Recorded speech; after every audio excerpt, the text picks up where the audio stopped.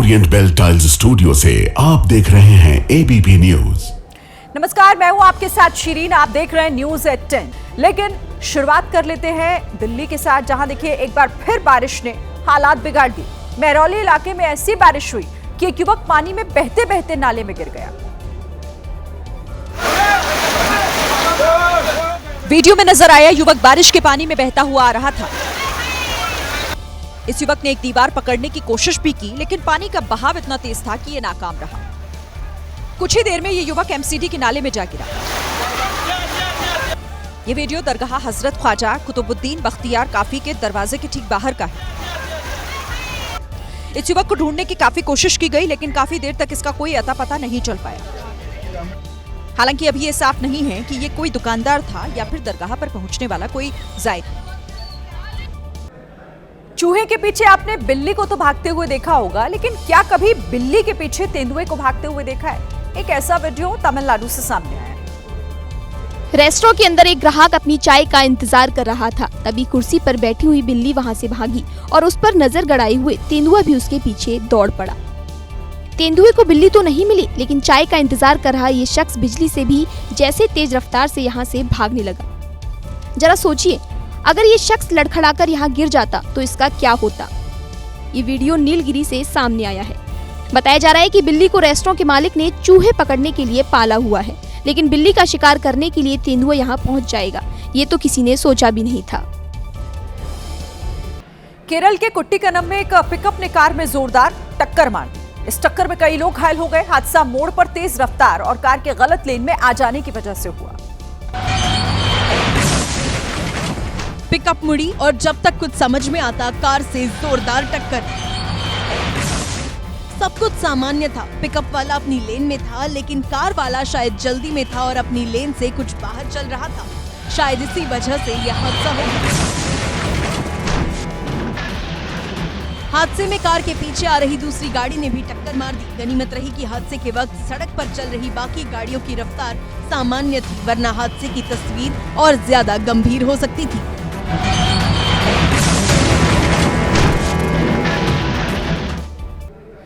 देखिए, कुछ लोगों पर स्टंटबाजी का शौक इस कदर हावी हो जाता है कि वो अपनी जान की परवाह भी नहीं करते। कुछ ऐसी तस्वीरें आंध्र प्रदेश के गुंटूर से सामने है, जहां एक युवक स्कूटर पर खतरनाक स्टंट करता दिखा। हाईवे पर स्कूटर फुल स्पीड से दौड़ रहा था और वो युवक कभी लेट कर तो कभी दोनों पैर एक तरफ रख कर स्टंट कर रहा था।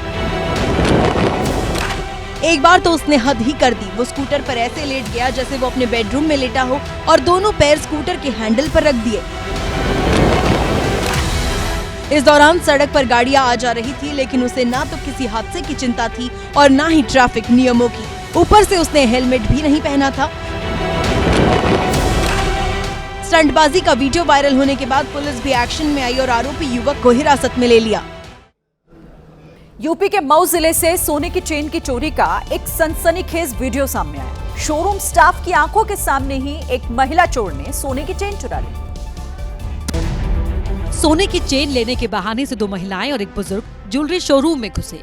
शोरूम स्टाफ ने बाकायदा उन्हें गहने दिखाए, लेकिन तभी एक महिला गर्दन में खुजली करने के बहाने से सोने की चेन को बाल में फंसाने की कोशिश करने लगी।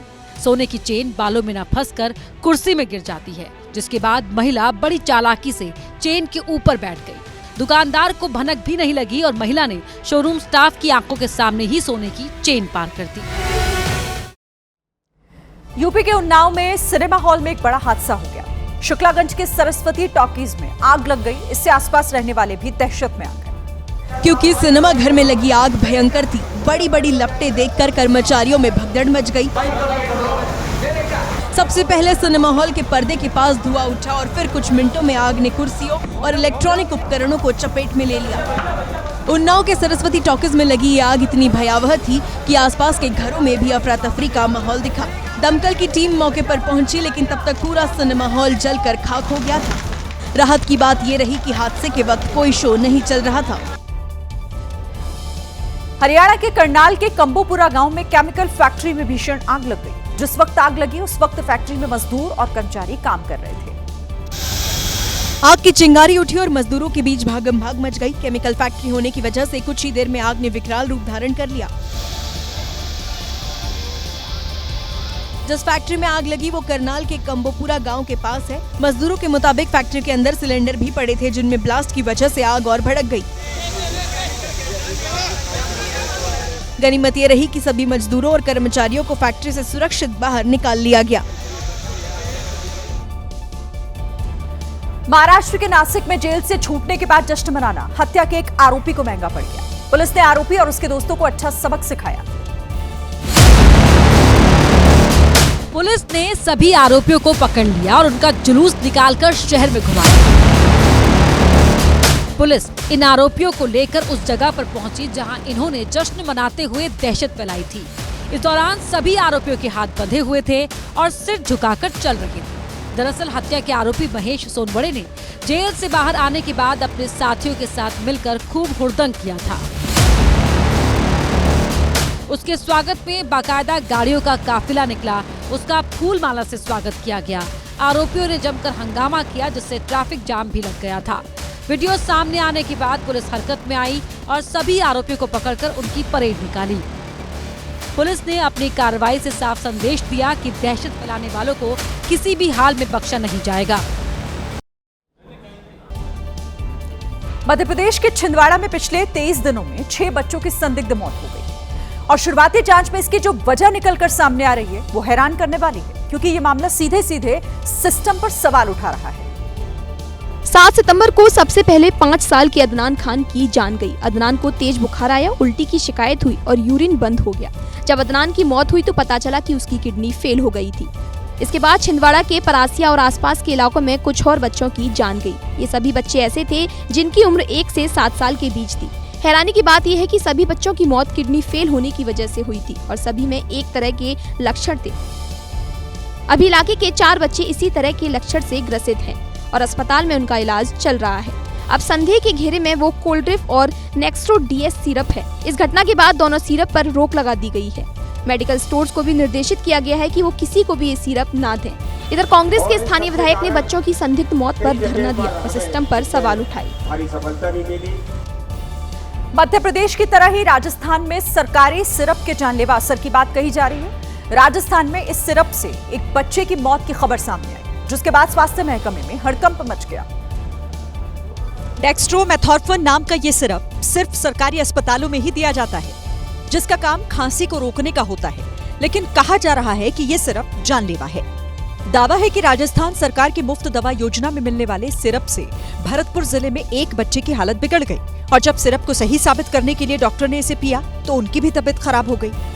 इसके बाद सामुदायिक स्वास्थ्य केंद्र के 2 कर्मचारियों को भी सिरप पिलाया गया और दोनों को उल्टी आने लगी। अब सभी का इलाज चल रहा है। उधर सिरप को पीने से सीकर जिले में 5 साल के एक बच्चे की जान जा चुकी है। बाद में जब बवाल बढ़ा तो सरकार ने सिरप की सप्लाई रोकी और जांच के आदेश दे दिए हैं। क्या कभी आपने सुना है कि किसी घर या दुकान में चोर घुसे हों और वो कीमती सामान छोड़कर मामूली सामान लेकर चलते बने हों? चोरी की हैरान करने वाली ये घटना मध्य प्रदेश के खरगोन से आई है। यहाँ बिस्टान रोड पर मौजूद किराना स्टोर में चोर तो घुसे, लेकिन चोरों ने लाखों रुपए के सामान को हाथ तक नहीं लगाया। बस दुकान में रखे ड्राई फ्रूट पर हाथ साफ किया और 5 किलो काजू बादाम लेकर दुकान से रफू चक्कर हो गए। वहीं सुबह के वक्त दुकानदार अपनी दुकान खोलने पहुंचा तो उसे रैक से काजू बादाम के साथ करीब 4000 रुपए के चिल्लर गायब मिले, जिसके बाद उसने कोतवाली पुलिस को सूचना दी। हालांकि अभी तक चोरों की जानकारी नहीं लग सकी है। देखिए, सोने की कीमत बहुत तेजी से बढ़ रही है, लेकिन साईं भक्तों के लिए इसकी कीमत कोई मायने नहीं रखती। शिरडी में एक भक्त ने साईं बाबा की झोली में दिल खोलकर दान दिया। चमचमाते हुए सोने के इन झुमकों का वजन 123 ग्राम से ज्यादा है, जिसकी बाजार में कीमत 13 लाख से ज्यादा की है। लेकिन जब सामने साईं भक्त हो तो इसका कोई मोल नहीं। पुणे के रहने वाले सुनील कस्बे परिवार के साथ शिरडी पहुंचे और साईं बाबा के चरणों में ये झुमके अर्पित किए। इन झुमकों को एक खास डिजाइन में तैयार करवाया गया है। शिरडी में हर साल करोड़ों की संख्या में श्रद्धालु दर्शन के लिए आते हैं। ऐसे में रुपया, पैसा, सोना, चांदी और कई बहुमूल्य चीजों का दान किया जाता है। अगर आंकड़ों की बात की जाए तो यहाँ हर साल करोड़ों रुपए से ज्यादा का दान आता है। साल 2022 में शिरडी के साईं बाबा को 400 करोड़ रुपए से भी ज्यादा का दान दिया गया था।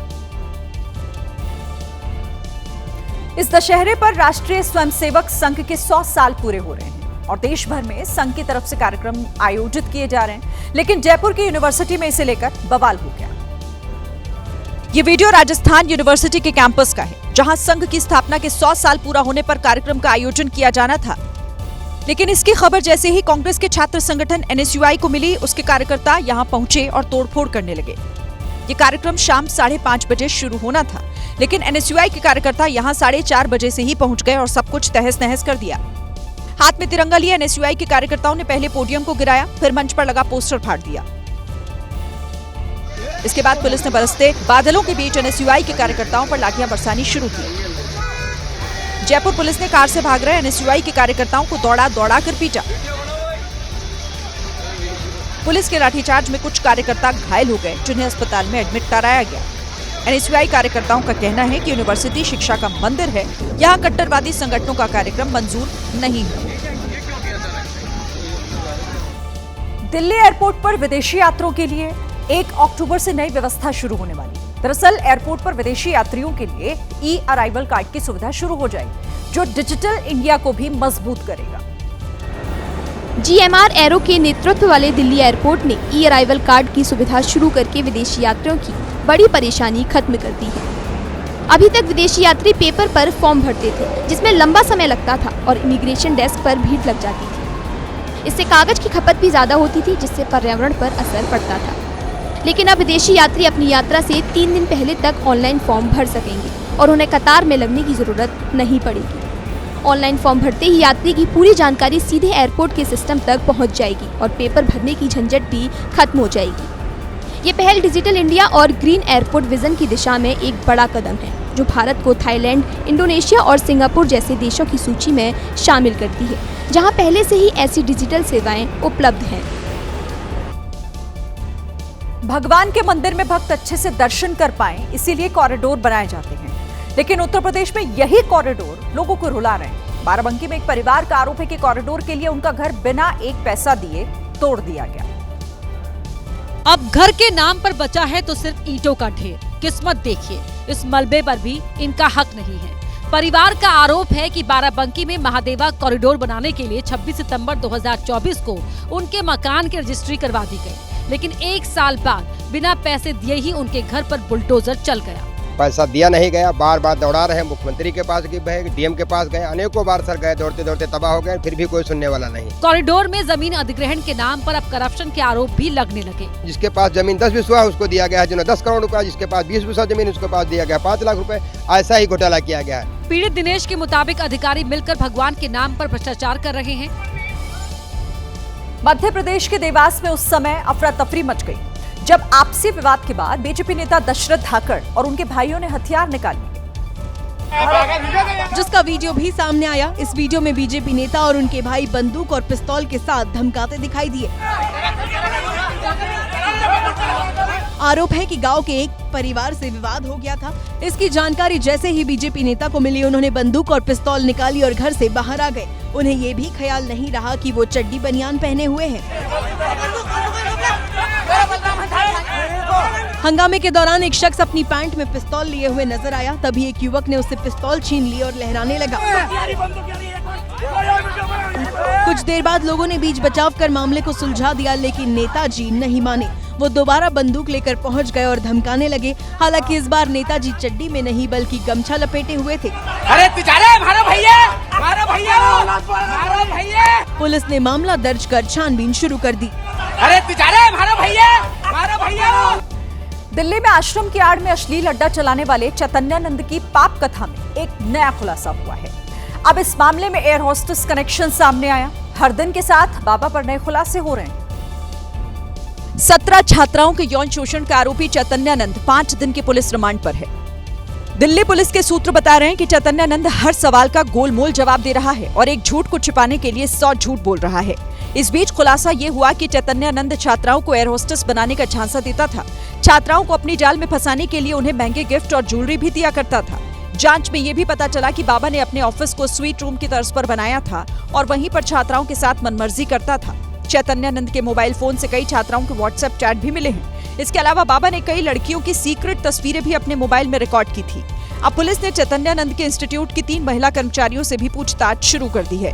श्वेता, काजल और भावना नाम की इन तीनों पूर्व कर्मचारियों पर भी छात्राओं ने बेहद गंभीर आरोप लगाए थे। आरोप लगा है कि यही तीनों पूर्व कर्मचारी चैतन्यानंद की मदद करती थी। दिल्ली एनसीआर में एक बार फिर से बारिश ने लोगों को परेशान कर दिया। दशहरे से पहले आज दोपहर इतनी बारिश हो गई कि इंसान तो इंसान, रावण का पुतला भी उससे बच नहीं पाया।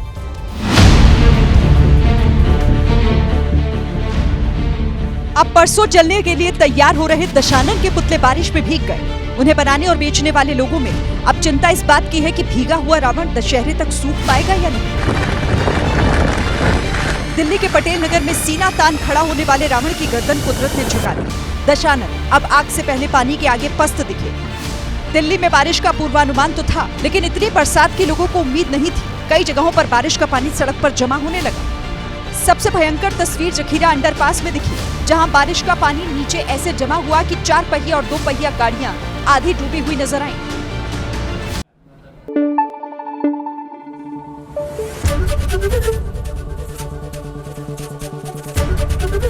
एबीपी न्यूज आपको रखे आगे।